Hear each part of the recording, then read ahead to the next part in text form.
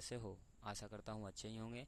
तो आज हम लोग फिर से मौजूद हैं एक नई क्लास के साथ, जिसमें क्लास 10th का जो है हम लोग कारक पढ़ने वाले हैं। और इस कारक से जितना भी ऑब्जेक्टिव है उन सभी को आज हम लोग रापची के स्टाइल में क्या करने वाले हैं, तो भाई साहब सॉल्व करने वाले हैं। ठीक है, तो आइए बिना किसी देरी के शुरू करते हैं। पहला क्वेश्चन है कि माँ ने बच्चों को खेलते देखा, किस कारक का उदाहरण है? आपादान कारक, अधिकरण कारक, संबोधन कारक या कर्म कारक?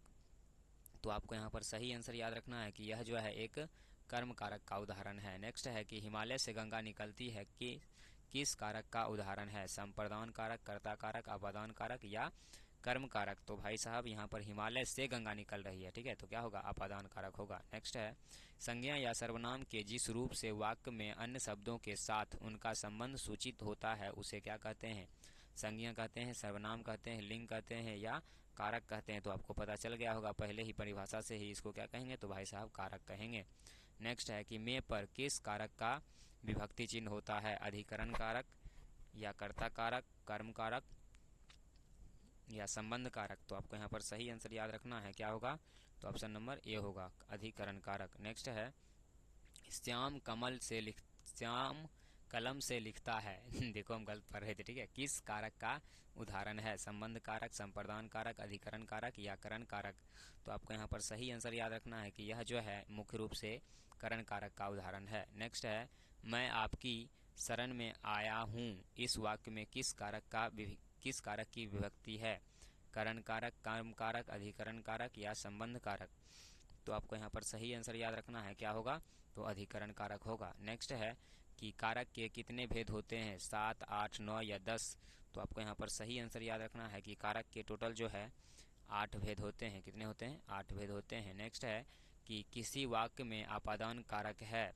राम ने रावण को तीर से मारा या मोहन से अब सहा नहीं जाता या हिमालय से गंगा निकलती है या चाकू से फल काटा गया? तो याद रखोगे कि यहाँ पर कौन सा पूछा है, तो आपादान कारक पूछा है, तो आपादान के लिए क्या होगा? तो हिमालय से गंगा निकलती है। नेक्स्ट है कि राम ने भिखारी को पैसे दिए, इस वाक्य में को किस कारक का विभक्ति चिन्ह है? कर्म कारक, संप्रदान कारक, संबंध कारक या करण कारक?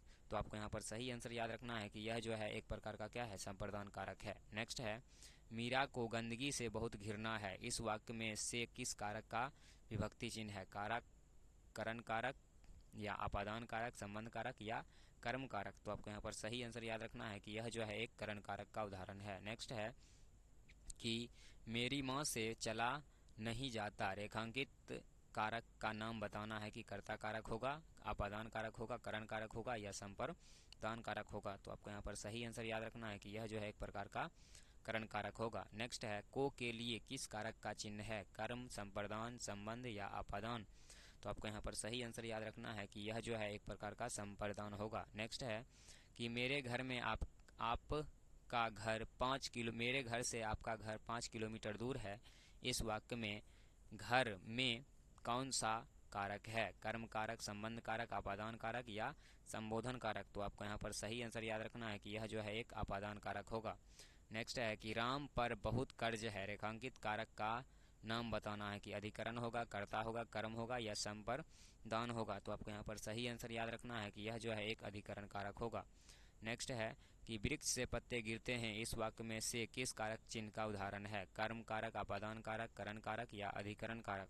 तो आपको यहाँ पर सही आंसर याद रखना है कि यह जो है एक आपादान कारक का उदाहरण है। नेक्स्ट है गीता को तेज बुखार है, रेखांकित कारक का नाम बताना है? कर्म कारक, संप्रदान कारक, संबंध कारक या कर्ता कारक? तो आपको यहाँ पर सही आंसर याद रखना है कि यह जो है एक कर्म कारक का उदाहरण है। नेक्स्ट है कि वह घर से बाहर गया, इस वाक्य में कारक है? कर्ता, करण, कर्म या आपादान? तो आपको यहाँ पर सही आंसर याद रखना है कि यहाँ पर क्या होगा? तो भाई साहब आपादान कारक होगा।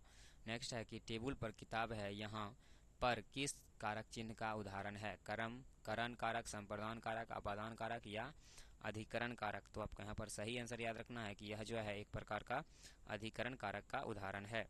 नेक्स्ट है कि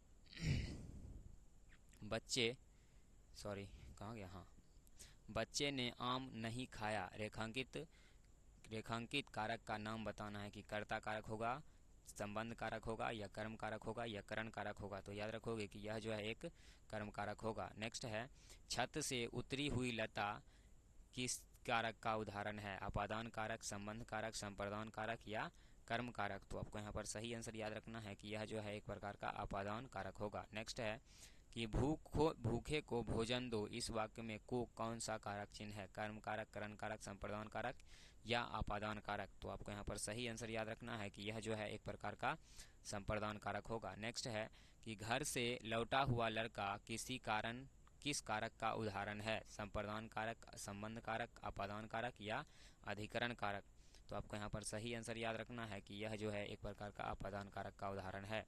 नेक्स्ट है कि वृक्ष पर पक्षी बैठा है, इस वाक्य में पर कौन सा कारक है? कर्म कारक, संप्रदान कारक, अपादान कारक या अधिकरण कारक?